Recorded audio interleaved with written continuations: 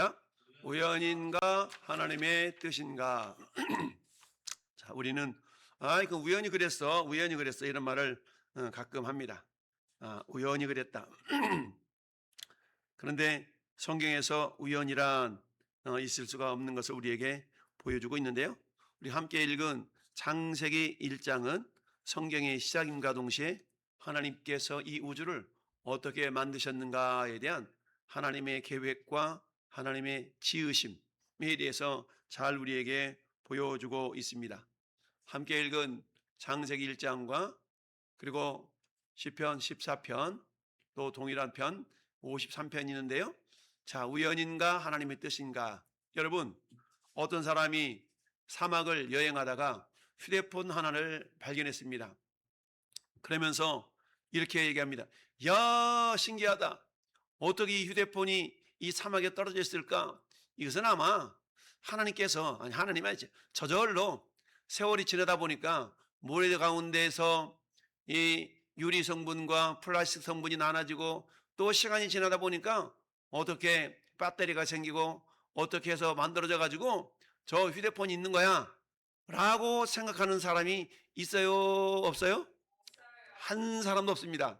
저 사막 가운데 떨어져 있는 이 휴대폰을 보면서 야, 누가 떨어뜨렸지? 떨어뜨린 사람이 누가 있나 봐 라고 생각을 하지, 이게 저절로 휴대폰이 생겨났어 라고 말하는 사람은 아무도 없습니다. 그런데 여러분, 이 휴대폰보다도 더 복잡하고 더 세밀하고 더 정교한 저 우주 만물, 하늘의 별들을 바라보면서 많은 사람들은 이렇게 얘기합니다. 야, 저건 저절로 저렇게 생겼어. 지금도 저렇게 저절로 돌아가고 있어 라고 말하는 사람들은 많이 있습니다. 근데 여러분, 저 우주와 만물보다도 훨씬 더 정교하지 않냐고, 그런 휴대폰도 야, 이거 누군가가 만들었기 때문에, 그리고 떨어뜨렸기 때문에 이 사막 가운데 있는 것이지 저거 어떻게 저절로 생길 수가 있어 라고 하는 것은 생각하고 믿지만, 그런데 이 사막 가운데 떨어져 있는 휴대폰보다 훨씬 정교하고 복잡한 저 우주가 저절로 생겼어요 라고 말한다는 것은 앞뒤가 맞지 않는 그런 말인 것이죠. 그래서 우리는 이 우주 속에 있는 수많은 별들을 보면서 우리 어떤 생각을 가질 수가 있어요? 야, 그렇구나. 하나님께서 이 우주 만물을 창조하셨다라는 것을 오늘 성경 1절은 그렇게 말씀하고 있죠. 태초 하나님이 천지를 창조하셨다라고 말씀합니다. 여러분, 사람들의 인생을 살아가면서 이 모든 것이 우연인가 아니면 하나님의 뜻인가 라는 질문을 던지기도 하고 질문을 받기도 합니다. 여러분, 세상은 우연과 확률로 설명하려고 하는 경향이 많이 있습니다. 그러나 성경은 분명히 우리에게 말씀해 주고 있는데요, 하나님의 뜻과 계획을 증거하고 있습니다. 특별히 창세기 1장은 태초부터 하나님의 창조의 주권을 선포하고 있지요. 그런데 시편 14편 우리가 읽어본 것처럼 하나님을 부인하는 자의 어리석음을 나타내고 있습니다.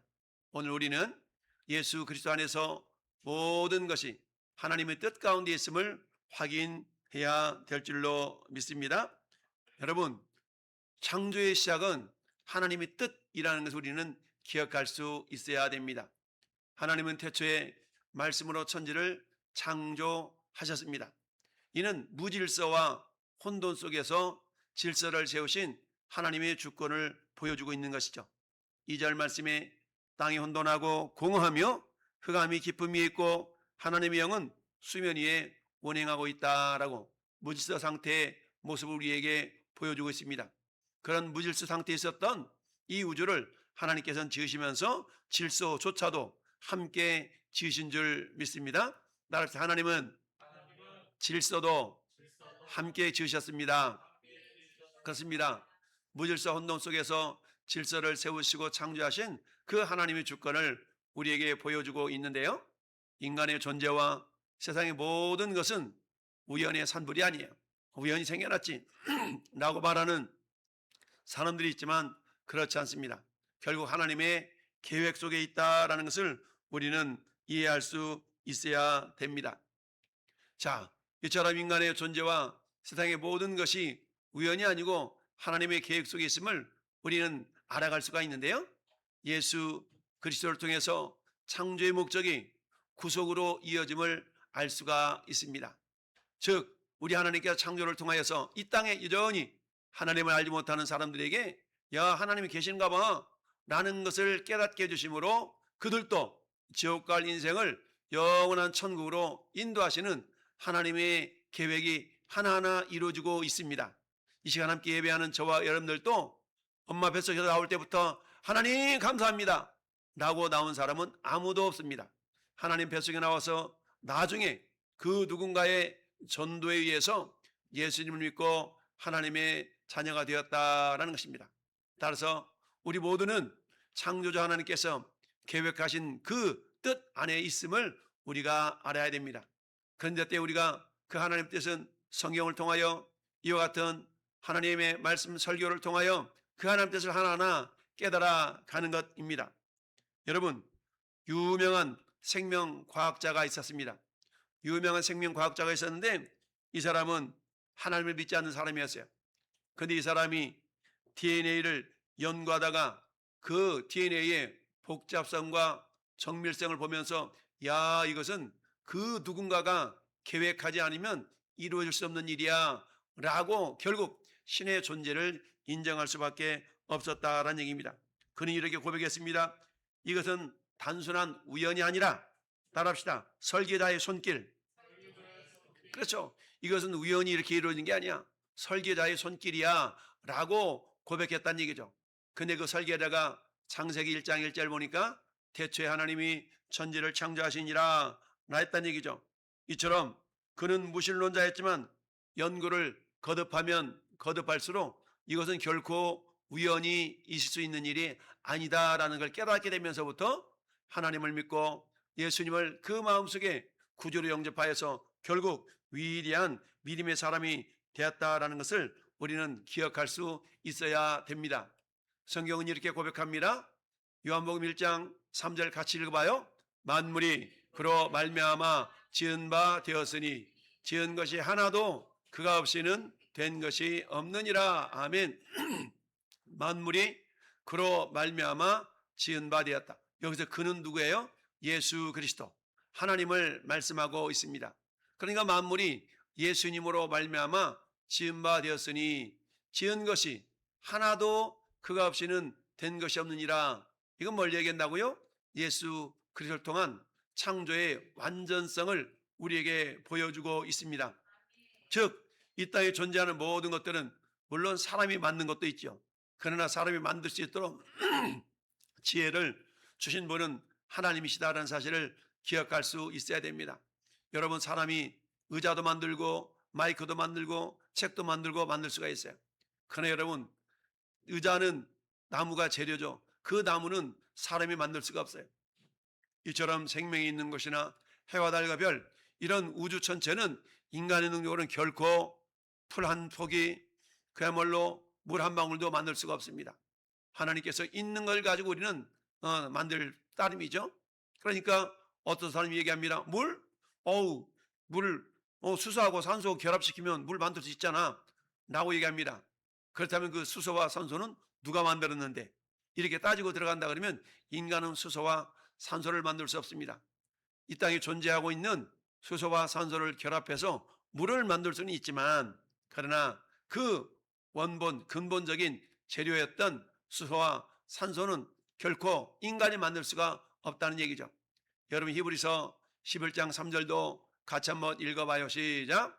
믿음으로 모든 세계가 하나님의 말씀으로 지어진 줄을 우리가 아나니 보이는 것은 나타난 것으로 말미암아 된 것이 아니니라.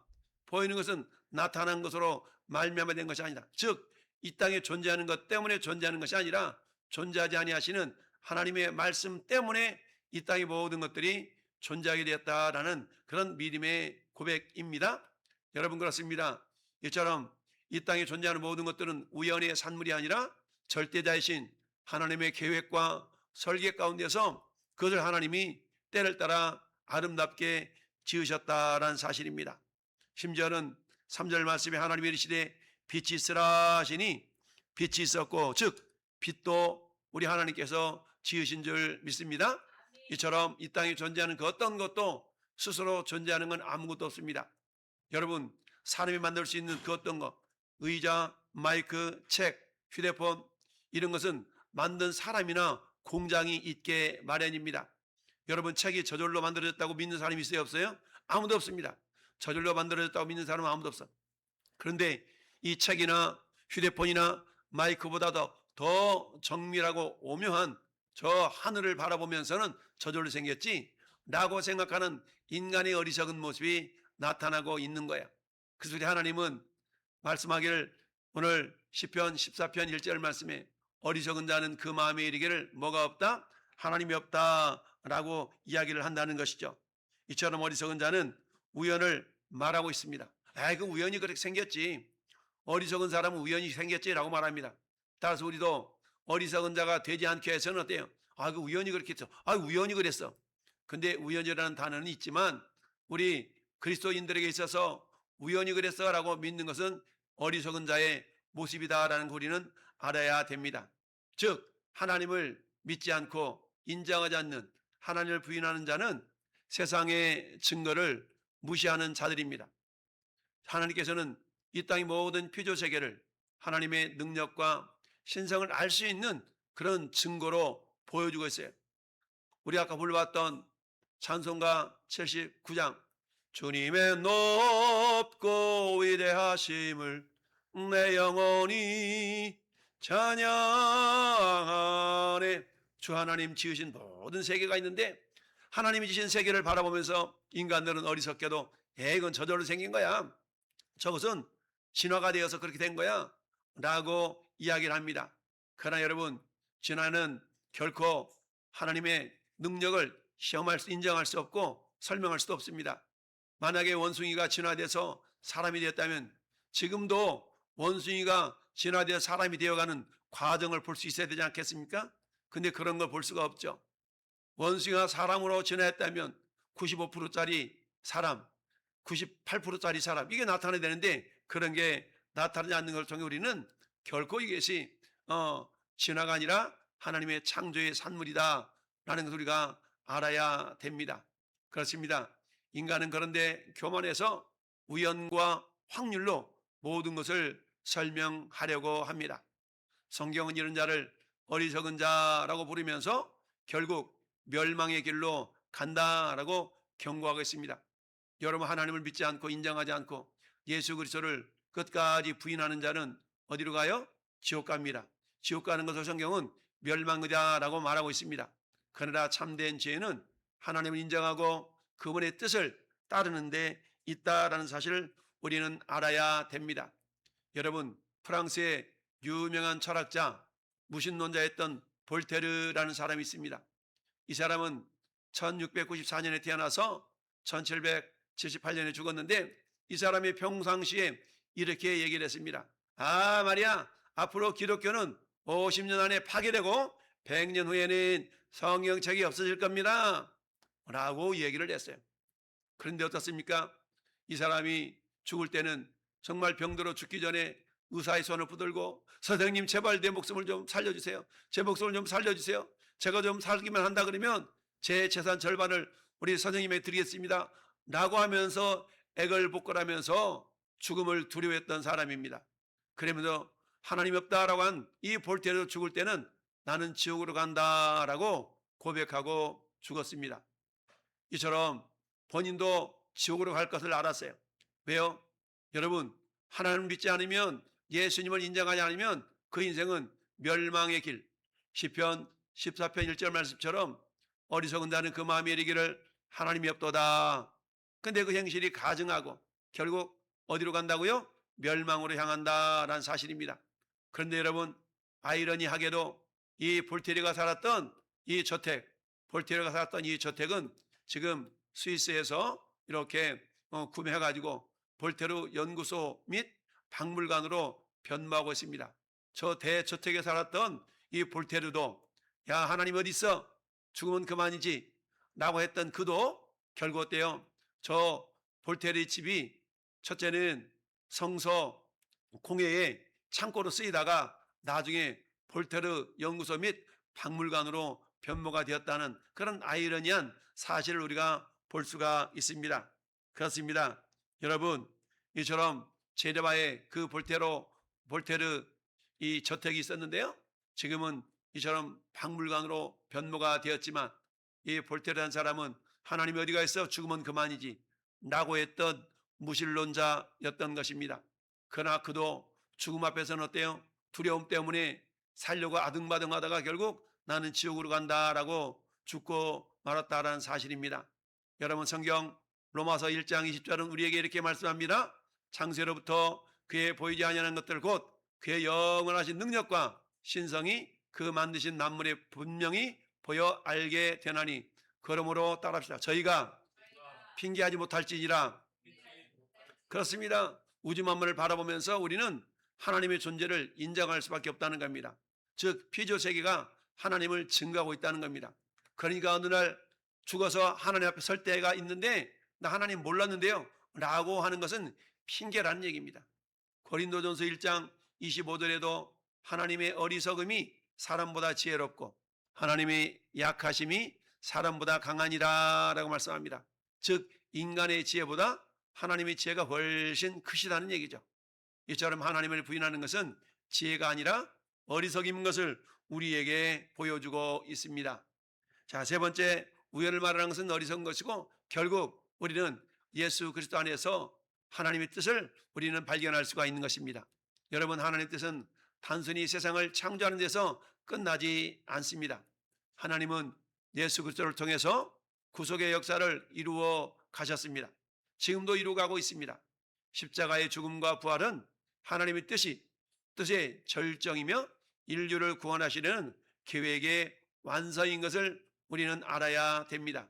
그리스도 안에서 모든 것이 하나로 통일되며 창조와 구속이 연결된다는 사실입니다.